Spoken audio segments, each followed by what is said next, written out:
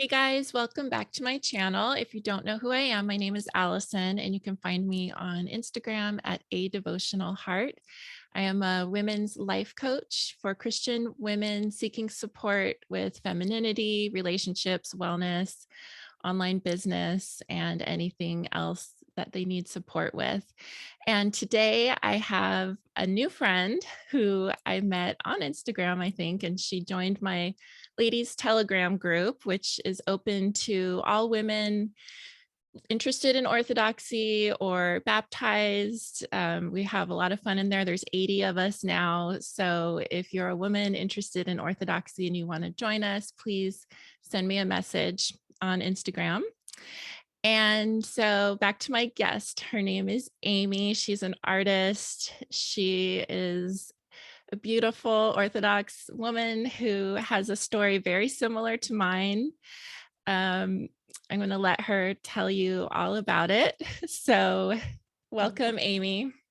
Thank you, Allison. I'm so honored to be on this podcast. Someone sent me your podcast and I was like, a woman is doing an Orthodox podcast. I was so excited because this space is just, not that it's a bad thing, but it's a lot of guys. So I'm glad you have a women's space for Orthodox women. Yeah, yay. So everybody saw your beautiful painting there behind you, and I want to remind them that they can find more of your work on Instagram, but also you have a website. I believe you sell your paintings. Is that correct? Yeah, I do. It's amy-the-artist.com, and there's a shop there and you can order things, and you'll kind of see my spiritual trajectory in the gallery. Like if you scroll down, there's some more like new agey things, and then it goes into like being more Christian art. So Yes. I get criticism for that, but people are like, you shouldn't have this old stuff up. But I'm just like, it's just showing where I've been. So. Yeah, it's showing your journey. Yeah. So I really want to get into that. You know that a lot of my guests have been into new agey stuff, yoga and medicine journeys and all those kinds of things. So, but why don't you tell us from the beginning how you were raised, and then get into like the good stuff, Sure, the yeah. juicy stuff. I'll start from the very beginning. I'll just give my whole spiritual journey. So I was raised in a big Italian Catholic family, Roman Catholic, and I had a great childhood, really good family. But then in my teens, I started to like make new friends that were kind of more rebellious, and they kind of had debates about Christianity and didn't really believe in it. And I remember one day in college, my friends were having an argument. And I remember at the end of it, I was like, oh, I guess we don't believe in God anymore. That seemed to be what the conclusion was, that like my friends were not thinking that atheism was the most rational thing to be. And I was just kind of a follower and wanted to be like my friends. I think a lot of young women kind of socialize each other. So I was like, oh, well, it's not cool to be a Christian anymore. And my faith had been waning for a couple of years at that point anyway, just because the Roman Catholic Church didn't feel very spiritual to me. So I got really, after that moment of deciding to be an atheist, I kind of spiraled down slowly. Like I had episodes of severe anxiety and depression, and this was going on for years until it all kind of culminated at age 24. And I had like what I would call a spiritual crisis. I didn't know that's what it was at the time, but I was in body pain, severely anxious, depressed, couldn't get out of bed, just very symptomatic because I was all these things that weren't working for me. I was a atheist, I was a feminist, I was an anarchist, like libertarian, like I was working in Washington, D.C. for libertarians, and they're pretty, they don't really like paternalism, and a lot of them are, the left-leaning ones are pretty anti-Christian. So that was the group I was involved with, and it was just clear it wasn't working for me. I was so miserable, and I was starting to have suicidal ideation and all these really dark thoughts that were scaring me, like, why am I even here? And like, if this is what life is, I don't really want to be here. And that stuff really scared me. And then I was, not getting out of bed, and my workplace was wondering what was wrong with me. I wasn't speaking really to people. I was just like mute and just like wanted to just disappear. So I was scaring myself. So I started just reaching out to any therapist I could find, really, like anyone who would talk to me. I didn't know anything about the world of therapy, and ran into a lot of like liberal Buddhist women who I was way out of their depth. Like they were probably used to girls coming to them with like, my boyfriend and I are fighting, but like I was having like a serious like existential downward spiral, and they just looked at me like, this is way out of what I know how to deal with. So, and that made it worse because I was like, something is so wrong with me. Like they just couldn't, like they didn't know what to tell me. And now I kind of know why, because I don't think Buddhism has, I'll get into that later. But I finally found a therapist that I think was a Christian. I think she wore a cross necklace, but she didn't talk about it. But she gave me a therapy modality called dialectical behavior therapy. And it was developed by a Roman Catholic woman named Marcia Linehan. And I actually started to see results with it. And I remember I had this one moment in therapy where I was like, what if I just believed that this would work? And that like parted the clouds for me, because it was a decision to have faith in something. I now know. It wasn't quite God, but I was like, what if I had faith like in this therapy that it could work for me? And that kind of started to snowball. And I started to realize that, well, I started to see results. I started to speak and like broke up with a boyfriend who wasn't good for me, and started to get rid of some of these bad behaviors. The therapy had a suggestion that when you're in crisis, you could pray or meditate. And I thought, well, prayer is for those oppressive Christians, but I could meditate. So I started to do that. And I got really into meditation, Taoism, and Buddhism. And an arm of this, like while I was doing this therapy and getting into these spiritual practices, was I had a mushroom trip that was helpful to me. I heard a voice tell me I was supposed to be here. And I was like, I did need to hear something like that. And I was like, oh, okay. It wasn't enough though, like, because that stuff, the problem with psychedelics is that stuff doesn't really carry over into real life all the time regularly. Like you need to be high, which is unsustainable. But that got me really interested in psychedelics. So I'm into Buddhism, I'm doing yoga, I'm meditating, and I decided to move to California because the culture there is very into all of those things. I was on the East Coast in Washington, D.C., and it felt too stuffy for me. And I was like 24 years old. So I moved to California, got a job at like a psychedelic research organization, and got deeper into Buddhism and yoga. I never really liked Hinduism because the deities looked scary to me, like the one like holding the head and the scary tongues and stuff. So, but you know, I still wasn't looking at Christianity at all. And I was just like, you know, in California, and like, and I didn't go too dark with anything. Like I was pretty like, I still had like an inner, I think, Catholic morality that from my upbringing. So like, I didn't get like involved in too much bad stuff, but like looking back now, I wouldn't have been hanging out with the people I was hanging out with. And I started to kind of realize like I didn't really like them because they would go on these rants about how bad like America was, and like the racist, sexist, homophobic, everythingist system that we're in. And I just didn't buy any of that because I was still a little more conservative from my time in Washington, D.C., because my friends there were a lot of them were conservative, even though I wasn't. And I kind of thought they were silly. I was noticing like a lot of stuff like polyamory and like a lot of drug use and just things that made me uncomfortable.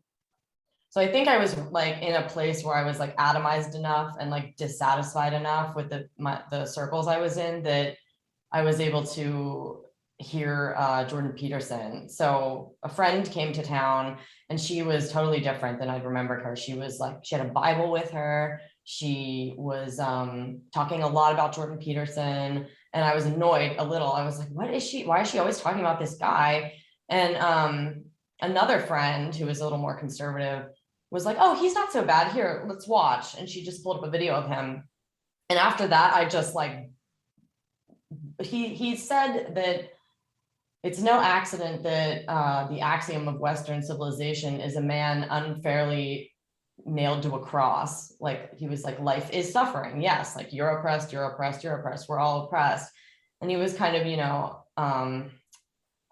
demystifying the like social justice ideology that tells us only like certain groups of people are oppressed. He was like, the religious people have always been saying that life is suffering. And he really made me think about Jesus. So I give him a lot of credit for that. And I started to like drop all these friends and just change a lot as I just paint and watch his videos. And he was a big part of, no one had talked to me about Christianity like he was talking about it. And a lot of people have this story. I'm totally not unique in this. Like so many people I talked to were like, Jordan Peterson was a big part of my becoming a Christian again. So I know people kind of criticize him now for a lot of reasons, but I will always be grateful to him and give him credit that he deserves for explaining these things to so many people and kind of walking us to the door, even if he didn't really walk through himself. But yeah, so I started to get into Christianity, and where like a cross sign was for protection. And I wasn't, I was like, the denominations and like sects of Christianity don't really matter. Like, just be a Christian. And unfortunately, I had kind of a rude awakening about that. Like it just, at first, when you become a Christian, I think you're kind of sparkly-eyed and you're like so excited to have found a path that will bear good fruits. But then sometimes reality kind of hits and it's like, oh, there's actually a lot of like kind of infighting here and divisions and stuff that just breaks my heart. So I kind of went back I moved out of California and moved back home to the Northeast. And I was trying to find a church. I like started going into churches, and when mass wasn't happening, but I started going into Catholic churches and eventually started going to mass. And I thought I'll just be Roman Catholic again because that's what I was raised. But I went back and I was like, this doesn't quite feel right. Like everyone leaves right after communion. I had moved around so much, I really needed community. And someone told me that there were churches where people did coffee hours afterwards. And I was like, that sounds so nice. Like I would love to meet people who want to actually talk about things and hang out after church and stuff.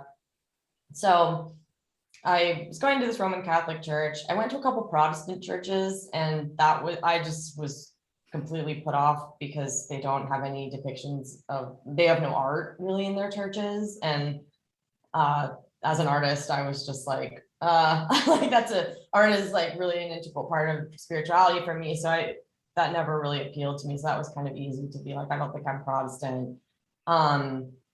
And, growing up Roman Catholic, I was like, they don't take communion. They don't have an altar. Like there's a rock band up there. Like this doesn't really feel like church to me. So I'm lucky because I know a lot of people, they kind of spent time in Protestantism and it was kind of difficult for them. But anyway, I was going to Roman Catholic Church and just feeling dissatisfied. And a big part of this is I was also looking for patriarchy. Like I had realized that my former like feminist ideas led to a really bad reality for women, actually, because California is a very feminist place. And I was really unsafe there, and women are really unsafe on the streets there because there isn't a lot of like paternal, like masculine law enforcement.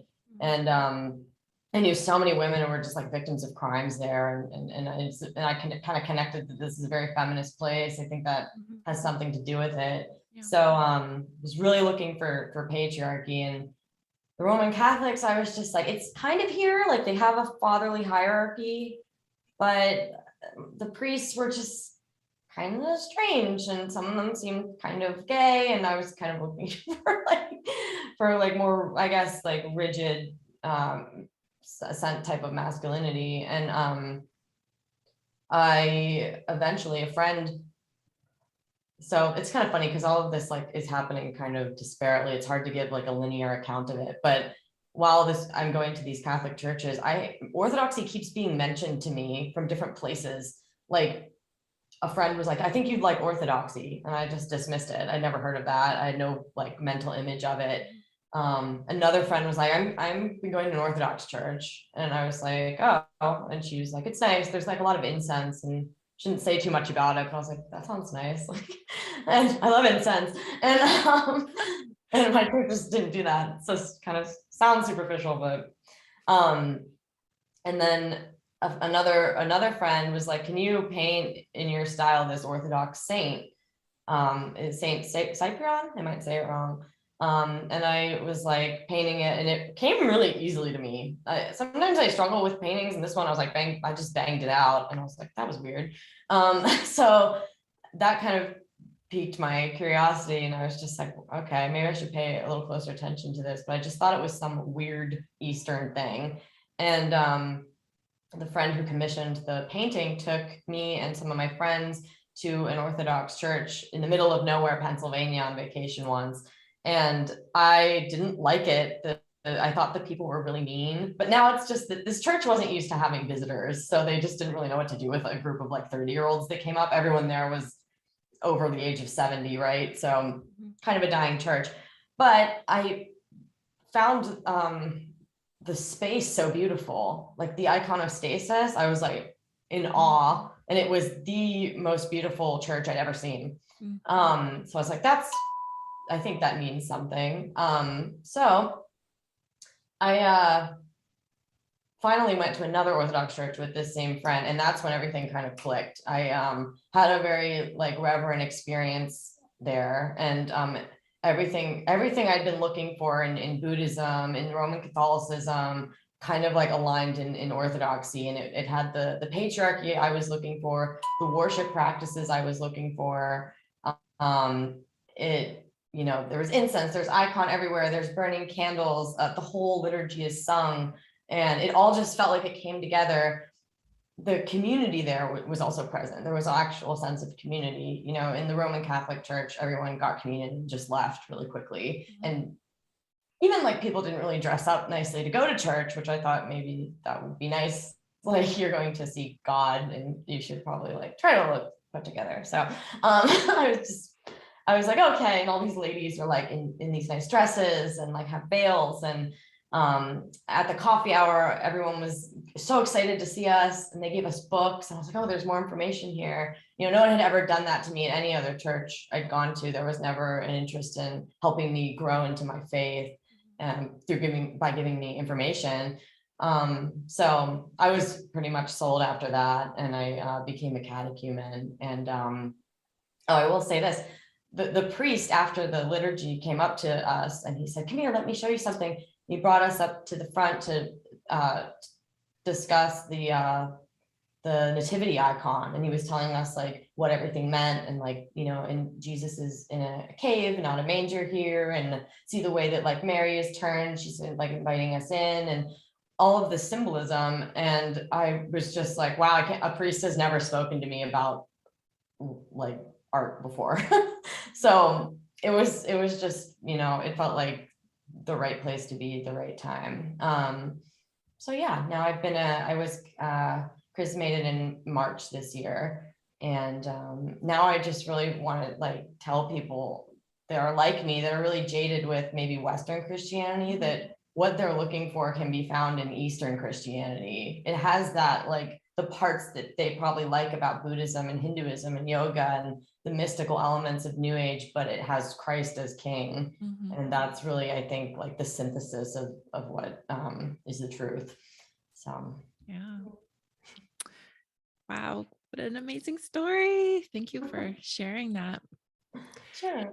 So let's talk a little bit about your art and icons in general. And I've asked a couple of my other guests about the misconceptions, that Western Christians have about icons. You could tell us your perspective on that if you want to, and just share like why we have icons and what you love about them. Yeah.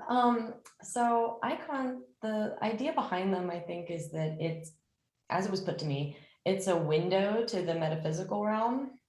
When you gaze upon an icon, and when you look into the eyes of the saint or the Holy Mother, or Jesus being depicted, it's like a spiritual meeting with the figure depicted. So it's where the metaphysical and the material world touch. It's where the spiritual and the material touch. And it's not like the figure is really there. It's just that the way we explain it to people who don't understand icons is that it's like having photos and images of loved ones around your house. Like you would have a photo on your wall of family, and it's like that. And but you know, as a painter, the Orthodox view of art and icons really spoke to me, because I always felt that art was a spiritual practice. It's not really making art. The artist needs to get out of the way, actually, and you're kind of just channeling something that maybe God's creating. It's really not you. So in Orthodoxy, they say that the artist doesn't actually sign the front, like in Western painting. They say written by the hand of on the back of the icon, and they don't even really say that you painted it. It's that you wrote it. Like it was like a message, I think, like given to you to then share with the world. So I don't consider myself an iconographer. Because I'm not trained in like the proper way of making Eastern icons yet. I'd like to learn. But I do think that like the theory behind it is true. Like that, you know, something was kind of alchemized there to make the icon. And I have seen, I'm not sure if you've seen any of these myrrh streaming icons that exist in Orthodoxy. One came to my church, but I was super sick, so I wasn't able to see it in person, but my church did. Everybody, you know, all the parishioners got to see it. Wow. Would you know if it was the one from Hawaii that was? No, it's from some Eastern European country. But Yeah. I have a little picture of the Hawaiian one next to my bedside. My catechumen, my teacher of catechism gave it to me when I first became a catechumen. Oh, that's so nice. Yeah. Yeah, it's very real. I drove with my church group. We went to see the one that is in Pennsylvania, in Taylor, Pennsylvania. It's at a American Carpatho-Roshan church, and it's just unexplainable. You know, the priest he picked it up and kind of, this is Xenia, but he kind of tipped it like this and went like that, and it just, oil comes into your hand, and it's very miraculous and completely unexplainable. And it kind of weeps it in different amounts at different points in time. So when we were there, it was going quite a bit, and the ground was soaked. Wow. And yeah, they gave us some cotton balls, and then my sister went recently, and she said it wasn't quite as flowing, but it's just, how do you explain that? Like, it's just unexplainable. So it's beautiful. Was that your patron saint that you just picked up there? No, my patron saint is Olivia. I liked her because, well, she's associated with the olive tree. I love olives. And she's Italian, like me, and she was exiled. I think the king exiled her, and he hoped that these wild beasts would devour her, and then they just left her alone and like lived peacefully around her. So I liked that story. Wow. I found it hard to pick a saint. I kind of wished I had a little more time to learn about them. I've been learning a lot about them recently, and their stories are incredible. It's just interesting. Like we haven't had any like American saints, you know. I think there might be like one or two, but most of the saints lived in, you know, long ago and came out of Europe or the East. So I don't know, I was thinking, my friends and I were talking about how it'd be good to, I don't know, if one day American saint happened. Yeah, well, Father Seraphim Rose, most likely. And then Elder Ephraim, but I think he's from Greece. I don't think he's an American, but he made a lot of monasteries, you know, built 17 monasteries here or something like that. So he'll probably be one. But I wouldn't know. I'm sure someone in the audience probably knows better than I do about these things. Yes. But I kind of wanted to go back to a couple things that you mentioned. First, a topic that I'm really interested in is deconstructing feminism and what it's done, not just in the society, but personally. I mean, I've shared on my Instagram how the feminist ideology was very destructive in my marriage. And now that I've been able to kind of like rework everything and reestablish my relationship with God the Father and the patriarchy, and just like get out of the mind control that feminism had done to me for so many years. It's just a topic that I Yeah. really enjoy. Is there anything you can share? Because you did mention feminism a little bit, but anything else about it that you can share with us? Yeah, so it's a big part of my work now is I write for a women's magazine called Evie it's a group of women like me who are trying to send a different message to young girls about feminism and its ills. So I got the message that being a feminist was good because it sounds so nice and like non-sinister at first, right? Oh, we want equality between the sexes. But when you untangle it, it's like men and women are very different. And we actually erase women when we try to make women equal to men because everyone just becomes a man.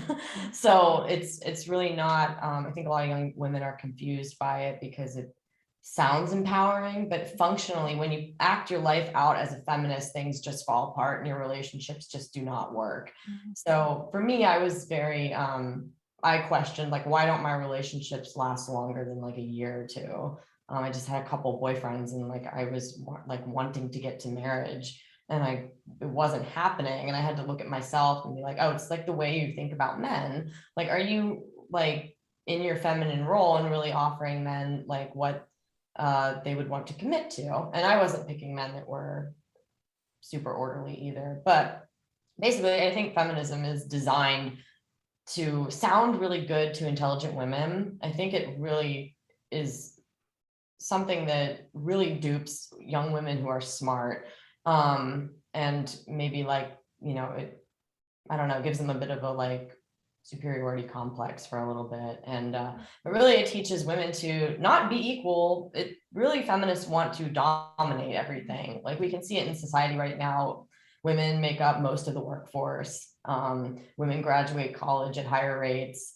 We are in like a feminist period of history and things are simultaneously falling apart and the birth rates are really low and people are struggling to form relationships that last, so it's not good.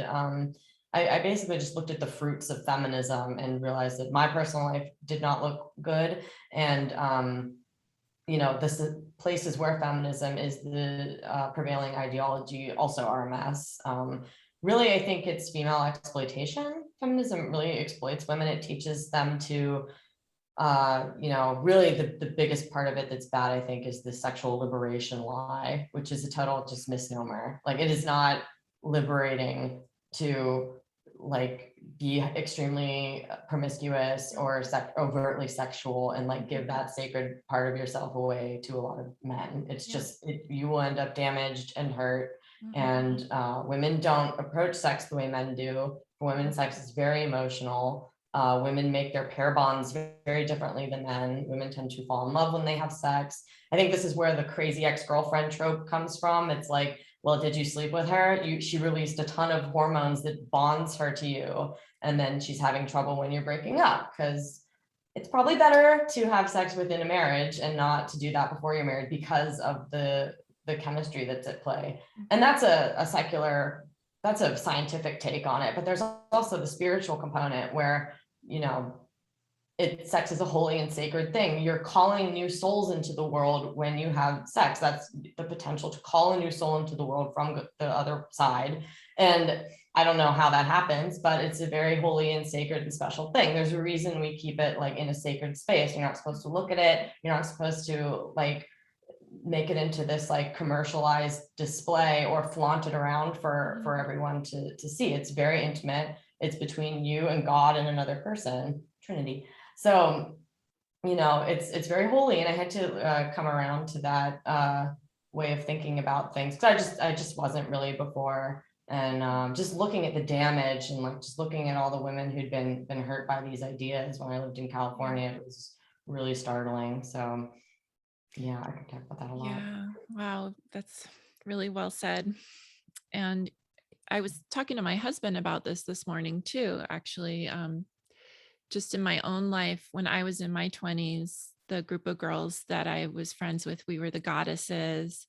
And just, the idea of waiting until you're married to sleep with someone, that's just like so puritanical and unrealistic and oppressive, and all these, and it's just like, oh, who would do that? It's like, who would do that? Who can do that? Why would they do that? I mean, none of us were Christians. And not, this is not to be like critical of them or judge them or anything, but let's just say that more of them ended up as single mothers where the father was not even in the picture at all than not. One of them married, well, she first had a child out of wedlock, but then married a man that she's with today, and they've been married for like 20 years. They have another child, and they're super, super happy. And then the whole other rest of the group of us, well, I'm married, but these other girls, of course they love their children and everything, but it's a struggle because they've had to do it all on their own.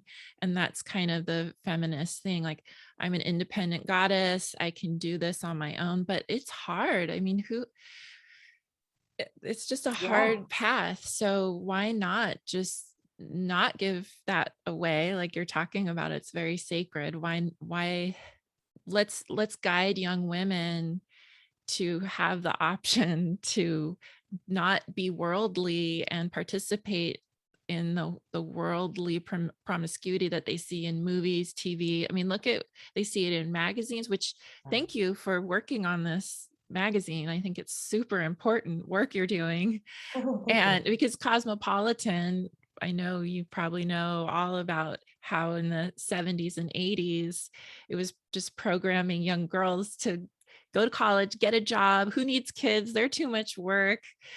Yeah. It's more fun to dress up in high heels and carry a briefcase and go to the office drinking a latte, like it seemed so acceptable and normal when I was a teenager that would be what every woman should want. But now that I'm a Christian and I'm learning about just the Bible and the way the Bible gives us so many instructions for life that when you're in the world and you're a goddess, you just completely ignore, and you think, oh, I'm not going to do, like, what? At Yeah. least for me, because I wasn't raised Christian, I just always thought the Bible and Christianity was just all about controlling people. And gosh, how boring, these straight people. I would never want to be like them.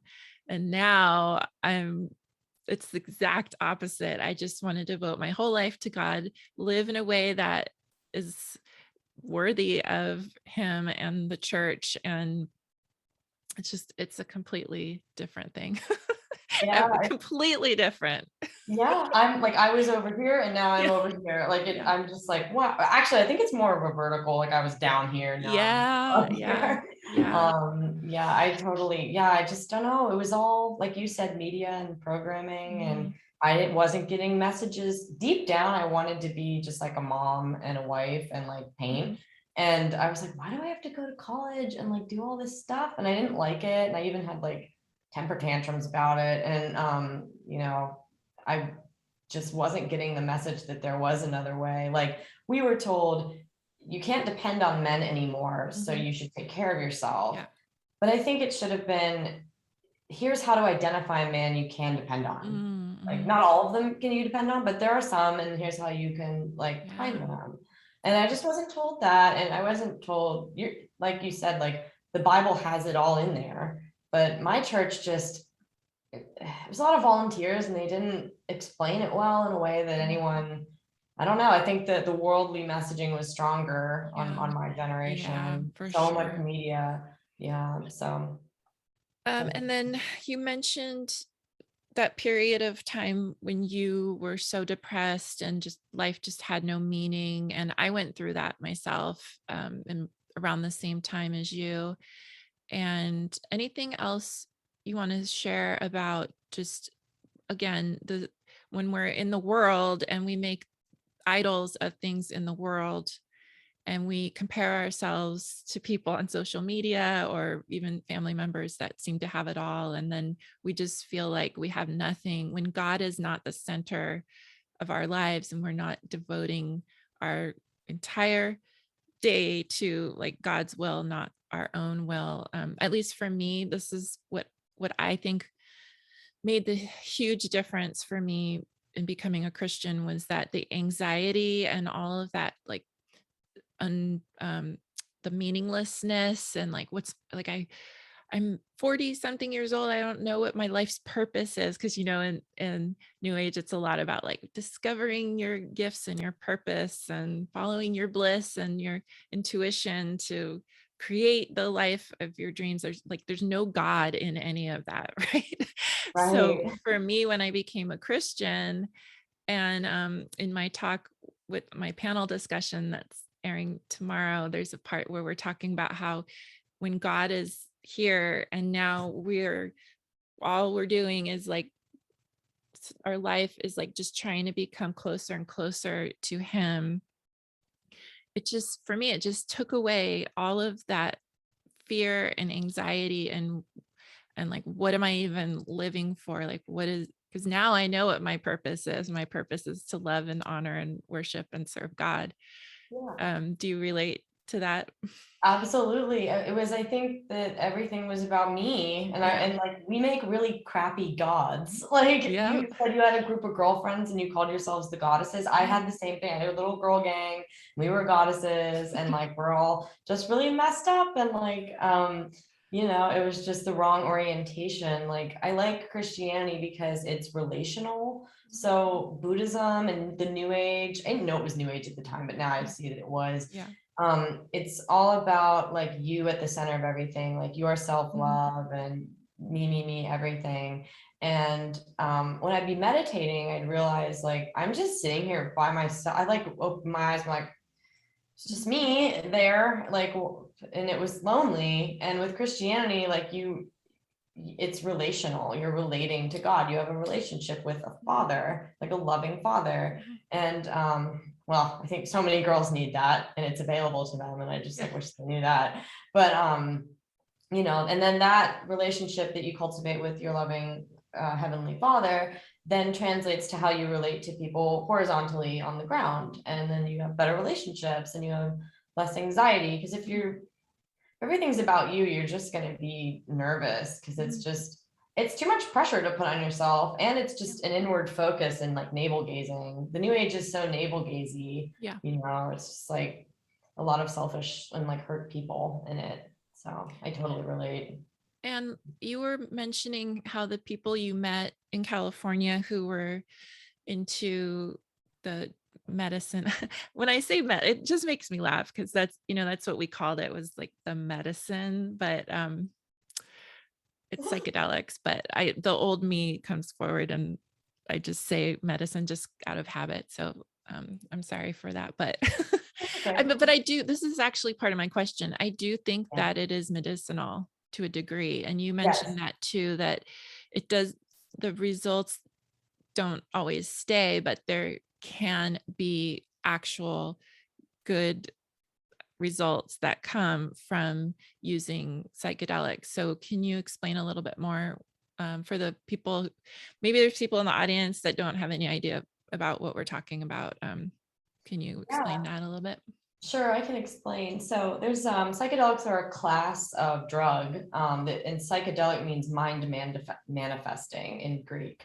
So it's something that you ingest, and then you have it really opens you up mentally and spiritually to, like, I would just say, like, it's a novel experience, like different ideas. You might have like visions, your body might feel a certain way. There And so I see some nuance here. I've worked in the industry for a while, and I do see some nuance to it, because I've met a lot of cops and like veterans and people who take psychedelics, and it does help them get to a place where they're not suicidal. And something similar happened to me, where like I talked about the mushroom that it said, you know, you're supposed to be here. So that to me was like a benevolent voice.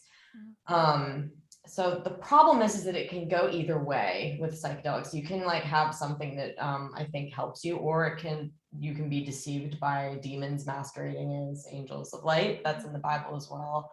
And then maybe listen to something that you encounter on a psychedelic that leads you astray, and then your life slowly spirals and gets farther away from God. So I'm okay with like clinical, like low dose psychedelics, and not all psychedelics are created equally. Like I think that mushrooms and MDMA are a little more benign. Those are being studied for like depression and anxiety. But things like ayahuasca and DMT and like ketamine, those seem to be darker and way, way more risky for people. So, you know, this is something I like spiritually struggle with now that I'm a Christian, of like, you know, what is the place for these things? And I have been helped by them when I was really struggling in the past. So, and it was the nudge I needed towards, like, I was an atheist, and it was like, okay, there is a spiritual realm, because I saw it and experienced it, and I was like, okay, so I needed that, and that led me to being a Christian. But yeah, it's pretty hard to make sense of, I think. And for the most part, I think, like from what I saw in California, people have the wrong orientation towards psychedelics, and I think they are worshiping psychedelics, which is absolutely wrong. And like you said, they call it the medicine, and like they associate like a god to each psychedelic. Like there's the Pachamama of ayahuasca, and there's like the peyote grandfather, and like they get really wacky and pagan with it. And just like, you know, observing the fruits of people who use a lot of psychedelics, and like make them into a sacrament for themselves. Their lives tend to not look super orderly. There's a lot of dysfunction there, and the culture around psychedelics. So I make the distinction, like I'm okay with like medicinal psychedelics, like helping people who are suicidal, have brain damage. There is evidence that some of them reconnect neurons in people who have TBI, traumatic brain injury. That's a real thing for like Navy SEALs and like veterans and things like that. But there's psychedelic medicine, and then there's psychedelic culture, and the culture around it tends to be New Age, pagan, borderline demonic sometimes, because people don't have the spiritual defenses against what they're encountering in that realm when they open themselves up to the spiritual realm, because there's a war raging there. And Christianity teaches us that, you know, there's a spiritual battle raging. Jesus won it, though. Jesus conquered these evil spirits. The demons flee in his name. So, you know, if you're going into that space, you should just, you know, be very mindful of that. So, you know, I don't use them anymore, but yeah, it's complicated.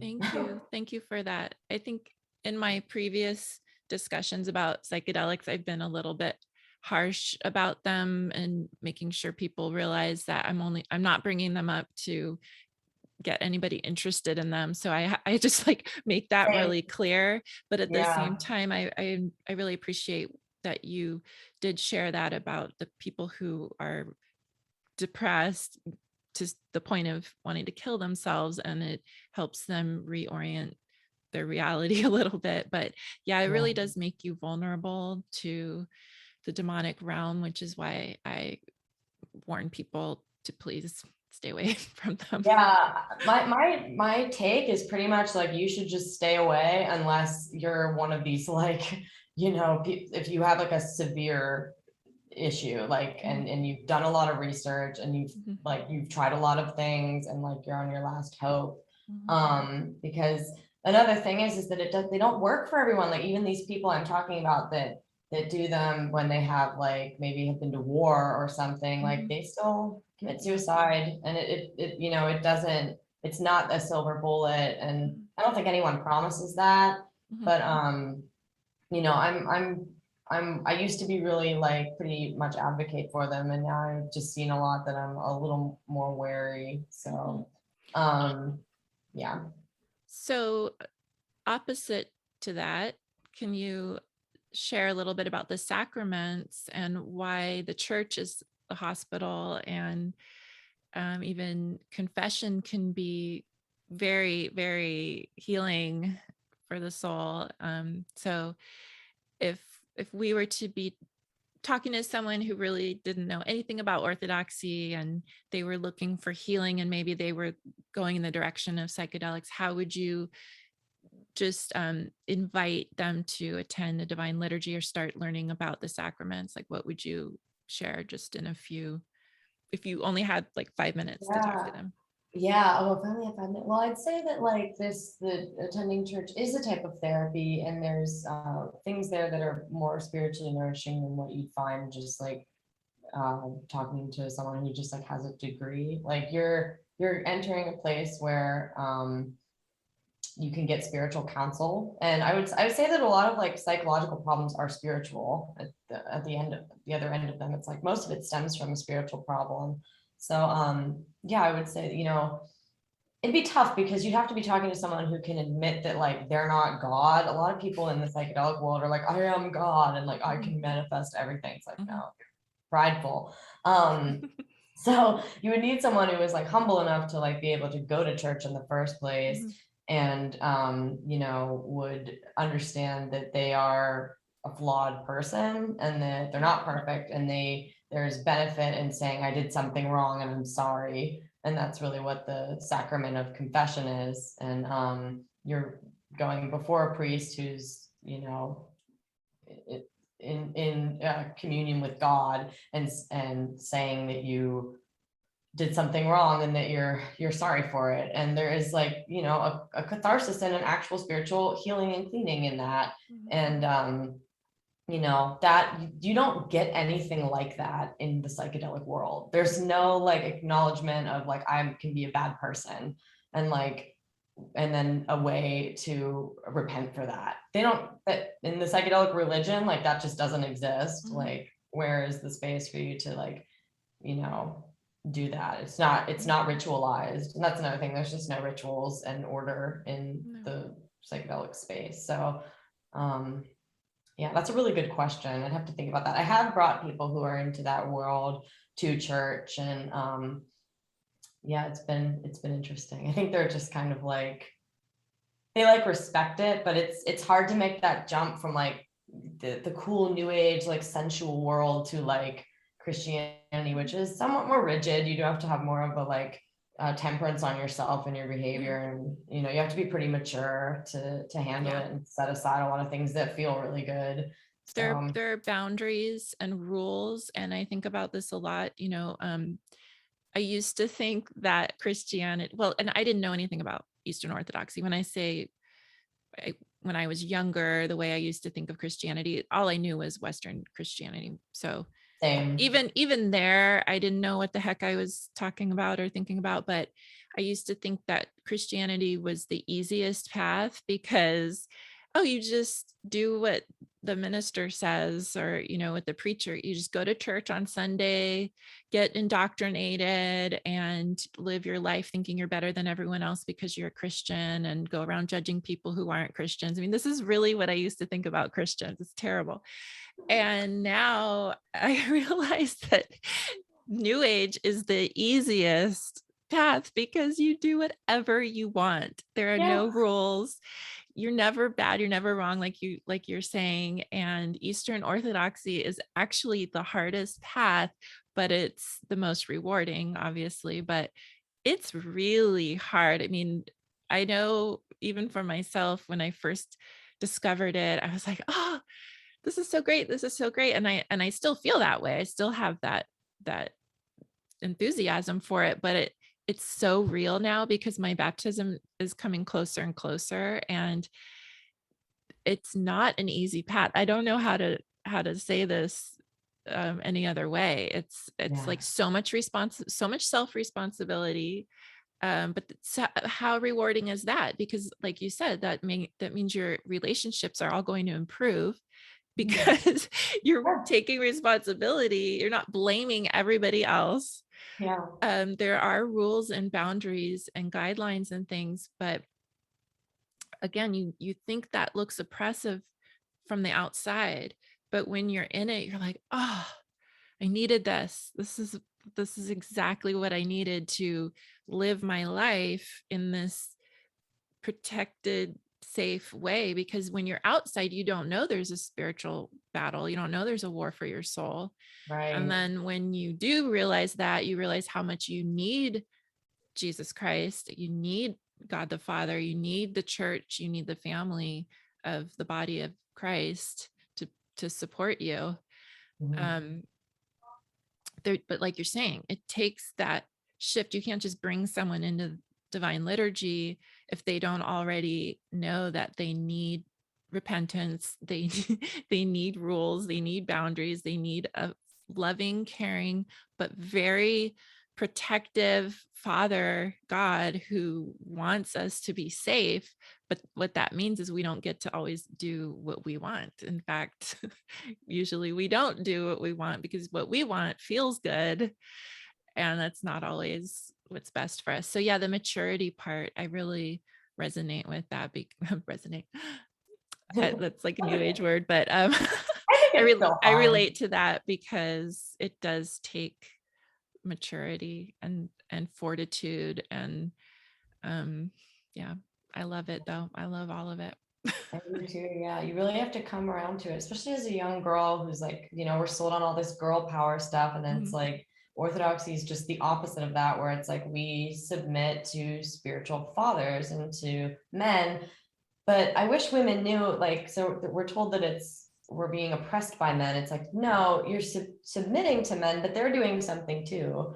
They're making sacrifices for you. Right. And then you can move like as a unit, like he's sacrificing, you're under his like wing, and then you move together. It's not like he's just like doing whatever he wants and like telling you what to do.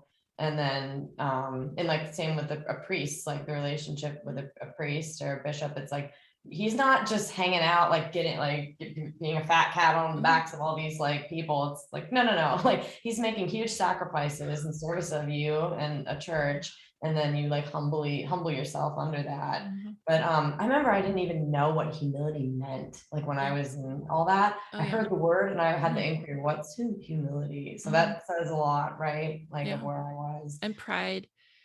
Right. You Yeah. only realize how prideful you were after you're already in Christianity. I mean, Right. I had no idea how prideful I was and how destructive that was in Mhm. my life. Same, yeah. Someone asked me like, why is pride a sin? And I said, it's because you're putting yourself in the place of God and like taking credit for things that probably weren't you, and you're making yourself into a tiny idol. Yeah. And I hope that made sense to them because they're Yeah. not Yeah. Christian. I was No, like, oh, that's I'm really glad awesome. you asked. Yeah. I wanted to ask you if you've had any experiences with demonic interference or nightmares, anything like that. Like, Great question. Thank you for asking me this. Yeah, because this is a big part of what made me become a Christian. When I was in California and I was coming out of the new age, there's this like awkward growth period where you're like in spiritual puberty, I guess, and you're like kind of still new age, but you're like kind of Christian. It's yes, like really that is totally me. Oh my gosh. Yes, so totally. awkward, right? Yeah. People don't Yeah. talk about that phase enough. But Yeah. it's not like one day you're like just a Christian. It's like it's awkward for a while, and we're always growing to be Christian, like fully in theosis, which means unity with God. But anyway, I was in that awkward phase, and I think someone had told me later I might have opened myself up a little too much because I was meditating, I was doing some psychedelics, and I was also praying and like pressing into Christ and like reading the Bible. And it was like, so I took a nap one day. This happened for a couple of days. I would nap, and all this interference happened. I had sleep paralysis, which is, for those who don't know, it's when you are conscious, but you can't move. Like you cannot move your body, and you can even maybe see the room around you a little bit, but you can't talk or move. Mhm. And I heard all these voices, and I was thinking like, did someone leave a radio on? Is there a party going on in my house? But no one was home, and it was so loud. And I heard glass shattering and like things being dragged around the room, like bags of trash, it sounded like, being dragged around. And I felt something like holding me down, like sitting on top of me. And I heard a voice say like, wouldn't it be funny if we like, and then kind of said like hurting me in some way. And they all laughed, like all these voices. And I just said, I call upon the power of Jesus Christ, and it just stopped in an instant. And like this, it sounds crazy to say this, but like just this story, but I'm not lying. And so that experience like moved me to, I don't even know why I got on Facebook, and I just wrote about it. And in the back of my head being like, you're insane for sharing this publicly because you're going to sound crazy, but I just needed to. And a couple people like from my past who were Christians I had met took me totally seriously. And they were like, what you experienced was probably a demonic attack because you're pressing into Christ and pulling away from the demons. The demons don't hurt you when you're in their camp. Like they hurt you, but like they're not as, because you're like working for them. So they're like, just let her be. But when you're starting to like get away from them, they'll make swipes at you and they'll try to pull you back down. So I think that's what it was. But a pastor's daughter told me that all they have is deception and lies and fear. They can't really use anything else because Jesus conquered them. Yeah. So yeah, that happened a couple times. I would have these sleep paralysis episodes, and then I'd say the name of Jesus and it would just stop. And now sometimes I can feel them coming on and I'm just like, no, and then it doesn't take hold. So and I want to let the audience know that if this is the first time you've heard of this and it just sounds too crazy or too out there, the first time I heard about it was on a podcast, and I thought the same thing. I thought, oh, he just had, that's crazy. He's making it up, or it was just like a one-off nightmare that he thought was a really demonic attack just to be dramatic or whatever. So then I listened to more. This was when I was coming out of New Age, starting to read the Bibles. And then I was hearing more podcast stories like that. And then watching testimonies on YouTube, New Age to Jesus testimonies. There's probably over 1,000 of them by now. And so many of them tell very similar stories to what you just told, Amy. So nobody can say that you made that up. I mean, it's so common that it's, and through time too, not just in the year 2021, but historically, it's something that happens when people leave paganism or New Age or any kind of Luciferian belief system and go toward Christ. So wow, I didn't know about historic accounts of it, but yeah. I did want to say that like I had not heard a story like this before. It's not like I'd heard someone had sleep paralysis and said the name of Jesus. Like it just happened to me. And then I found like all these accounts of people who said the same thing. They said Jesus' name and it just stopped. And I was like, oh, wow. So this isn't people like spreading a meme. It's like a real phenomenon that happens. No, even 20 something years ago, when I was a New Age hippie girl, I had a gay friend who was very, very, very close friends with this young man. And I mean, I think they were like almost best friends. And he had an episode exactly like what you're talking about, but the demon was holding him down on the bed by his throat. And he said the name of Jesus Christ, and it went away. And then that day he went back to his Christian roots, but they were, what's one of the really intense, like Latter-day Saints? I don't know. I actually don't know that much about the denomination, Pentecostal or something like that. And it was really sad because then from that day forward, he just wasn't friends with any of us, anybody who was even related to his past life. He felt he had to completely cut everybody off, and we never saw him again. Wow. But he was so freaked out that the name of Jesus Christ was that powerful. So I get it. I understand that he wanted to become Christian, but it was just kind of sad that he had to leave everybody behind just like that. Do you feel like becoming Christian affected your relationships? Did you try to stay friends with some people from your past, or did they reject you, or how did that work when you made your transition? Yeah, no one ever really, I got a couple nasty anonymous messages of like, you're a bigot, homophobic bigot now that you're a Christian. And I was like, okay, you made this account just to say that to me. But for the most part, it wasn't like I had falling outs with anybody really. It was that I just like slowly kind of drifted away from people, and Yeah. I made new friends who kind of understood what I was going through. Mm-hmm. So, and I've thought many times, like, I'm sure this person thinks I'm crazy now. They don't talk to me anymore, and I don't really talk to them. So, Mm-hmm. but it's okay because like you hope people will go with you, but a lot of the times it's a solo journey, and you just make new friends kind of on the other side Yeah. of all that stuff. Oh, So yeah. yeah. Yeah. I've pretty much stayed friends. Well, no, it's there's one friend that I really love who's really into yoga, and um because how will they see us? How will they see the transformation that Christianity has made if we never see or talk to them again? And it doesn't mean we're evangelizing to them. We're just still friendly in a friendship with them. I mean, that's probably the ideal. And I know that's not possible all the time. And we don't even, like you said, like we change so much that we start gravitating more toward Christian people because their lifestyle is like ours. But I think Mhm. about that sometimes, like if this one particular friend and I stopped being friends and we didn't she didn't see the transformation that Christianity is making for me. I don't know. I don't know if it would make any Yeah. difference, but Yeah, I don't know. I think it's because we're all role models, right? So you Mm-hmm. want to just like be as good a role model as you can, Mm-hmm. for your human flaws and everything.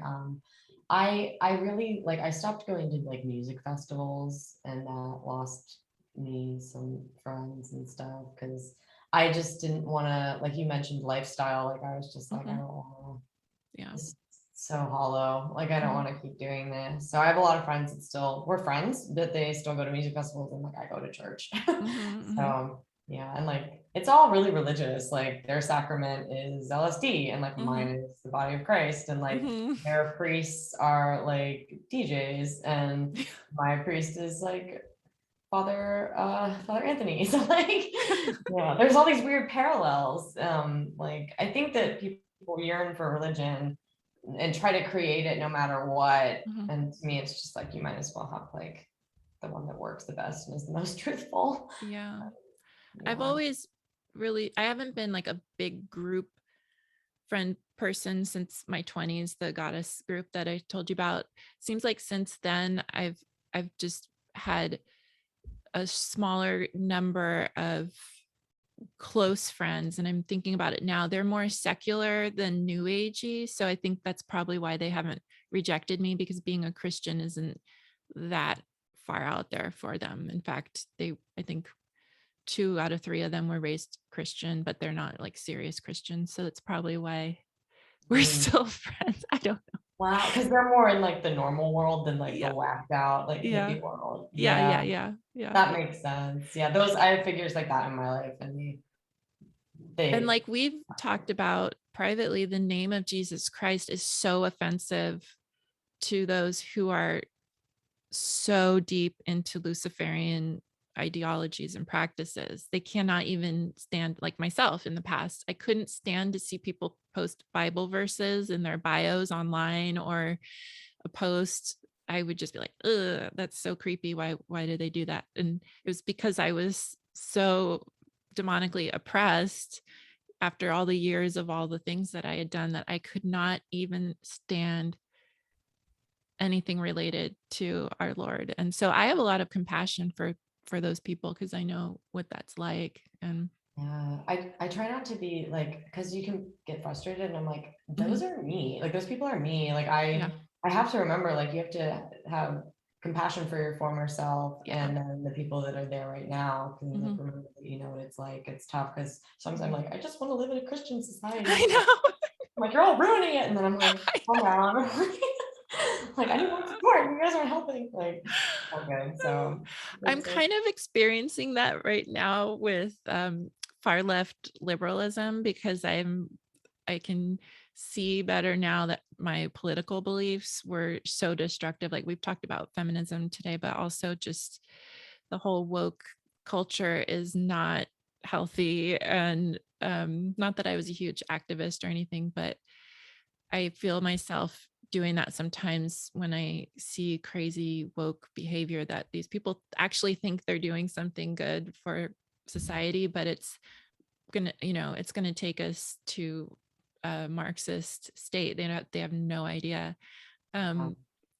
What is there anything that you Yeah, relate to about that? I think you were talking about this, like, I was a big activist. I was an idiot for a long time. I should be nicer about my former self, but like, I was just so naive. And like, I think it's easy from a Christian, because America is a Christian nation. Like, it's less so now, but like it is. And especially out in like, more of the country, less in the cities.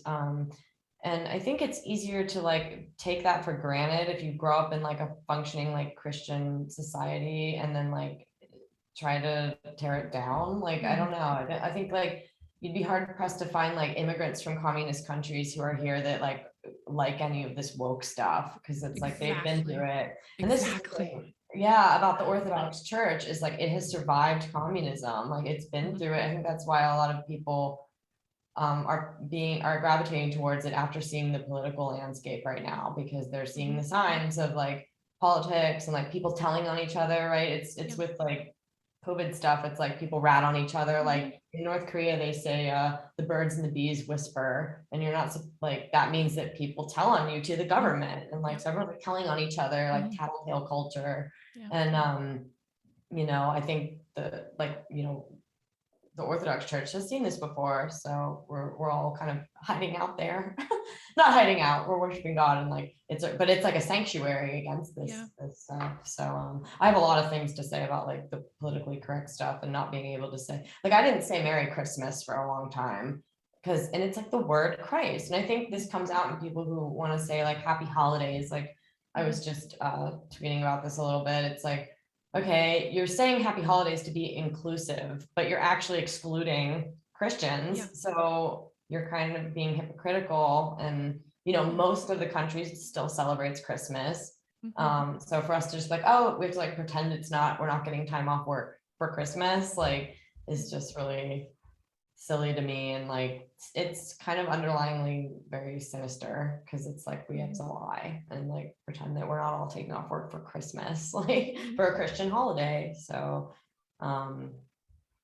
yeah, I think that was a big part too that pushed me towards like being who I am now and being more Christian, was like I couldn't say anything to people in California. Like, they were so walking on eggshells. And I'm from the Northeast, which is more traditional, I guess. And like, we would joke about stuff, and like, it wasn't so like, I felt like I just like couldn't talk to the really kind of far left, like progressive people I met in the Bay Area. And like, they weren't any fun, because they couldn't just like take things like lightheartedly. And I'm used to being like picked on for being Italian, and we just like take it in stride, and like we're not like, oh, like that's like, I don't know. And like I pick on my Irish friends, and we just have this like different kind of I don't know, culture around like race, because it's actually pretty diverse around here.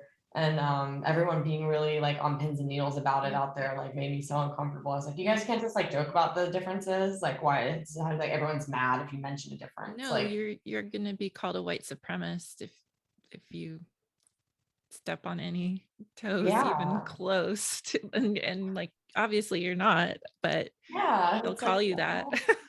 It's like, oh, we're just trying to make light of things, like. And really, it was not a good, the radical progressives are just like, they eat each other like a lot. Like, I was like, they'll come for me, like I'll do something wrong, and all these people will turn on me, because I've seen them do it before if you say something wrong. So yeah. Well, I know you had a book recommendation you wanted to share. Why don't you show us that? I went to a church in Colorado, Holy Theophany, which is a really beautiful OCA church in Colorado Springs. If you're there, I would highly recommend you visit in your Orthodox, or not Orthodox. But the priest there, I told him that I had sometimes got like stormy thoughts, and like I told him about my history of living in California and like the New Age, and he recommended Mountain of Silence, a search for Orthodox spirituality. And it's an academic, a Western academic, who was really interested in things we were interested in, like mysticism and Buddhism and like healers and ecstatic experiences and all this stuff. And then he realized that there was some of that stuff present on Mount Athos with Christian monks that were Eastern Christians. So he kind of concludes that, like, you know, the people that are like not finding what they're looking for in Western Christianity should try Eastern Christianity, because it might have some of those spiritual aspects that they're looking for. So, and he, in the book, he interviews Father Maximos, who knew and was taught by Father Paisios, who I think, is he a saint now? Saint Paisios? Yeah. So Saint Paisios, and it's a really good account of like, they go into like, you know, demonic possession and like the spiritual battle that's raging all the time. So yeah, it's good for someone like us coming out of like the hippie spaces. Great. I'll put a link to that in the description. Anything else you wanted to share today? This has been so much fun, Amy. It has been fun. Yeah. I don't really want, no, I think I'm good. Just I would encourage people to look into Orthodoxy if they're like me and you, and maybe you're feeling jaded with the new age kind of stuff, or finding their way out of it. And yeah, I hope that this was helpful to people. So thank you for having me on. It was so much fun. Oh, you're welcome. And I hope people go and check out your beautiful artwork. Especially I love the ones of the Theotokos that you've done of Mary. Those are beautiful. Yeah, it's funny. I kind of know I'm on the right track. I think I mentioned this when I paint something, it's kind of like just coming out of me easily. I'm like, okay, like I think that was a good thing to paint for people. So Yeah. I have a lot to learn, so I don't I try to be humble about it, because I'm like, I spend a lot of time looking at art that's just amazing, and so I'm like, I have so much to learn that I hope I get there one day. But And everybody should read Amy's article about modern art. And I think, did you put the link to that on Instagram in your bio or anything like that? So I have a link tree, and I can give you that too. And then I link to all my EV magazine articles where I write about like modern art and the damage of feminism and sexual liberation and all of that stuff. So Great. Thank you. All right. Well, to my audience, once again, thank you so much for your comments. We love reading the comments, and I'm sorry I don't always get back to everybody. And thank you for sharing this. I am, by the first of the year, I'm hoping to have everything on a podcast so you can share this work even more easily with your friends and family. If you're interested in life coaching with me, please send me a message on Instagram at @adevotionalheart. I'll also have Amy's Instagram link in the description down below. And make sure you subscribe to my channel and hit the bell to get notified, because I do YouTube premieres a couple nights a week at 5 PST, and it's a lot of fun to chat with us in the chat box. So until next time, guys, God bless you all, and I'll see you soon. Bye.